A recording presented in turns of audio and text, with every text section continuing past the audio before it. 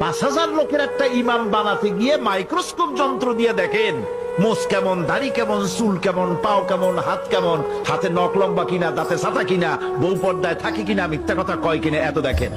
আর যখন নির্বাচন আসে তখন 2.5 থেকে 3 লক্ষ মানুষের জন্য একজন এমপি নির্বাচিত হয়। সেই ইমামকে বাছাই করার জন্য নামাজ পড়ে কিনা, জিনাকার কিনা, মদখোর কিনা, সুদখোর কিনা, ঘুষখোর কিনা, বদমাশ কিনা বাছাই করা হয় না। আমাদের পাড়া মহল্লা গ্রাম অঞ্চলের শহরে একটা মসজিদের খতিবকে নিয়োগ দেওয়ার সময় আর কত কিছু না যাচাই করেন।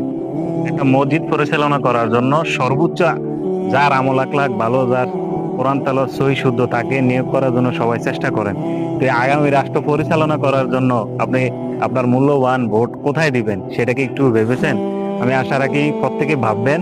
আর যাদেরকে ভোট দিবেন আপনার এই মূল্যবান ভোটের হক কি তারা আদায় করতে পারবে? তো অবশ্যই আমি আশা রাখি যাদের অন্তত পক্ষে এতটুকু বিশ্বাস করি, যারা ইমাম সাহেবকে মসজিদের একজন খতিবকে যাচাই বাছাই করে সর্বোচ্চ ভালো যে খতিব তাকে নিয়োগ দেওয়ার জন্য চেষ্টা করেন।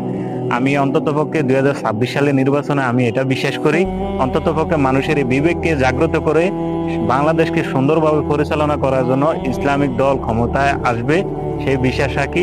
আগামী নির্বাচনে আপনি কাকে ভোট দিবেন, আপনার মূল্যবান ভোটটা কোথায় দিলে আপনি নিরাপদ বোধ করবেন?